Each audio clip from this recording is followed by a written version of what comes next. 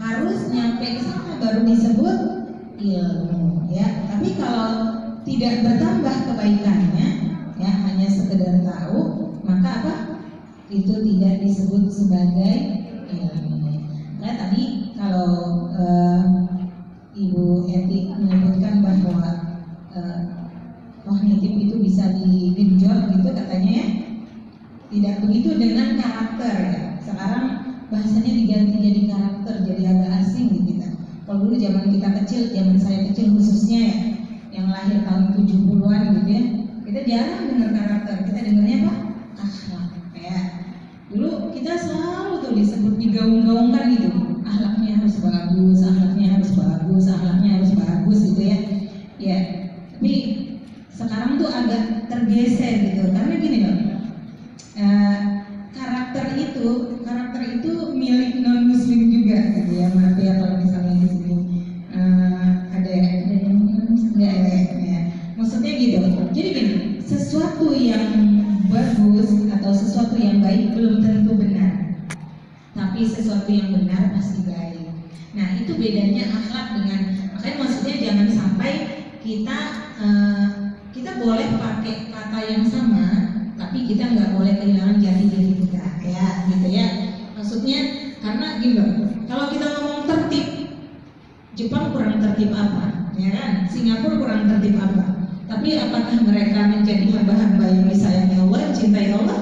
Kan belum tentu, gitu ya. Jadi tadi bagus belum tentu benar, nah gitu ya. Tapi kalau disebut akhlak mulia, itu dia udah jelas, itu dia kan patokannya iman, patokannya ilmu syariat, pasti benar. Kalau benar pasti baik. Nah hari ini sebelum kita masuk ke peran ibu dalam cita-cita besar anak, sebelum kita masuk itu, kita masuk ke prolognya dulu. Prolognya itu gini, semua kita pasti anak, benar nggak? Ya, semua kita pasti anak. Ada yang nggak pernah jadi anak? Nggak pernah, ya. Nah sekarang coba sebelum kita ngomongin diri kita sebagai ibu, coba bayangkan dulu masa-masa kita menjadi anak. Ya, kalau ibu ada yang ingat masih misalnya waktu ibu 3 tahun gitu, itu lebih bagus lagi. Makin kita bisa mengingat masa kecil kita, itu makin dapat lagi, ya. Sekarang bayangkan bagaimana harian kita, sejarah hidup kita bersama ibu kita, sejauh sedalam ingatan kita sama mereka. Ya bayangkan, pas saya ingat ibu saya tuh buruh pabrik ya.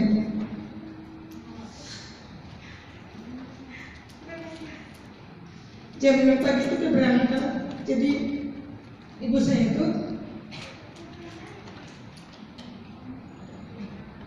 harus memastikan saya bangun sholat subuh gitu ya. Saya alhamdulillah dari SD sudah berusaha buat sholat waktu. Ya, karena harus terburu-buru, harus masak dulu apa segala macam gitu ya.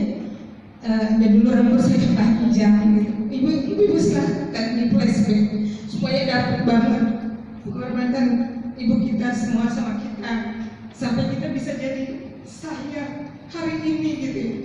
Mungkin ada sebagian yang udah kenal saya gitu ya, sudah bahkan mendapatkan mungkin manfaat dari saya. Tapi lebih dari itu maksudnya ada perjalanan sampai kita semua jadi kita gitu ya. Rambut saya dulu panjang, jadi pagi-pagi itu saya nggak bisa nyisir rambut saya sendiri. Sampai kelas 6 SD saya masih dikepalin sama ibu saya. Terus dan selanjutnya. Ayo sama-sama kita rasakan ya, saat kita berusaha sama ibu kita disayang. Biasanya ibu kita tuh sampai, karena rata-rata kita sekarang menjadi ibu ya, jadi insya Allah udah bisa merasakan apa yang ibu kita lakukan pada waktu itu. Ibu kita itu seringkali sudah nggak punya keinginan kalau udah punya anak ya, akhirnya pokoknya buat anak aja. Udah pokoknya udah geser lah, udah gak ada. Misalnya dulunya pengen banget makanan ini, suka banget makanan ini, kalau udah punya anak mah, kalau anaknya nggak doyan, udah nggak dipikirin lagi tuh kesenangannya, udah nggak pengen lagi. Yang penting yang anaknya doyan aja gitu ya. karena kita sekarang udah jadi ibu, udah bisa ngerasain tuh dulu ngalah-ngalahnya ibu kita ya. Apalagi ibu saya, maksudnya saya nggak jarang banget menyaksikan beliau tuh beli baju baru gitu, karena selalu pengen masukin anaknya ke pondok. Jadi kalau harus beli baju baru nanti anaknya nggak bisa bayaran gitu ya, dan segala macamnya. Sampai ke Jakarta pun gitu ya, sampai masya Allah banget gitu ya, untuk benar-benar ngalah gitu ya hidupnya untuk anak-anak. Ya, sampai di situ ya, mari sama-sama kita berdoa buat ibu kita ya, dan juga buat ayah kita tentunya. Kita berdoa sebagai apa ya, sebenarnya sebanyak apapun doa kita mungkin gak akan bisa ya membahas perjuangan mereka kita, tapi kita doa aja. Rabbi ighfirli wa liwalidayya warhamhuma kama rabbayani shaghira. Rabbi ighfirli wa liwalidayya warhamhuma kama rabbayani shaghira. Rabbi ighfirli wa liwalidayya warhamhuma kama rabbayani shaghira. Ibu-ibu sama-sama dibuka, kalau ada yang bawa Quran atau bawa HP, coba dicari, diketik surah Al-Ahqaf ayat 15. Ya, di bagian tengah sampai akhir ayat tersebut itu adalah doa ya. Rabbi auzi'ni an ashkura ni'mataka allati an'amta 'alayya wa 'ala walidayya wa an a'mala shalihan tardahu wa aslih li fi dzurriyyati inni tubtu ilaika wa inni minal muslimin. Di situ ada doa yang luar biasa indahnya. Yang pertama, syukur, meminta agar mampu bersyukur terhadap nikmat yang diberikan kepada kita, kemudian kepada kedua orang tua kita, kemudian memohon agar diperbaiki keturunannya, wa aslih li fi dzurriyyati ya. Jadi doa itu bahkan sampai dikatakan kalau kamu usianya udah 40 tahun, di awal ayatnya ya, di ayat 15 itu, kalau kamu usianya udah 40 tahun itu doa wajib lah istilahnya gitu ya, doa wajib yang harus kamu ucapkan. Jadi bersyukur atas nikmat yang diberikan kepada kita, kemudian kepada orang tua kita, kemudian apa? Wa aslih li fi dzurriyyati ya. Secara tidak langsung Allah bilang apa? Perbaikan keturunan kamu tuh lewat kamu, betul? Nah ya, wa aslih li fi dzurriyyati, baru inni tubtu ilaika. Ternyata masya Allah ya, ini tuh jalan pertamanya itu dengan bertaubat, dengan taubat itu artinya kembali ya, taubat itu kembali.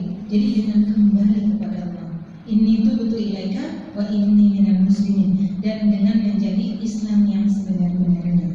Dengan itu insya Allah apa? Allah akan perbaiki keturunan kita. Allah akan perbaiki keturunan. Dan bu, gak ada yang kebetulan. Hari ini bukan di Tekad Rantai. Kita di mana? Masjid At-Taubah. Di Masjid At-Taubah ya. Tadi saya pas bilang, masya Allah ya. Allah tuh ya, kalau ngasih satu momen tuh nggak tanggung-tanggung ya.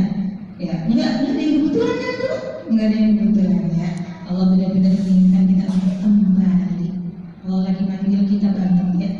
Benar, saya baca buku tentang ibu ini udah. Tadi saya bilang suami saya, aku baca buku ini kayaknya udah hampir 15 tahun yang lalu ya.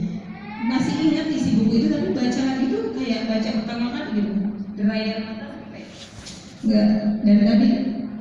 Pokoknya masya Allah banget ya.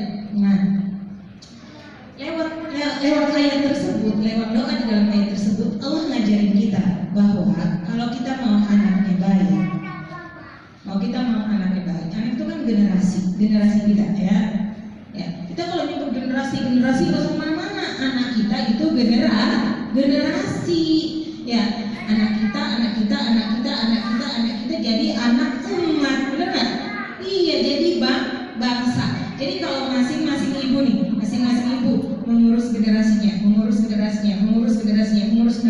akhirnya bangsanya keurusan, benar nggak? Ya, bukankah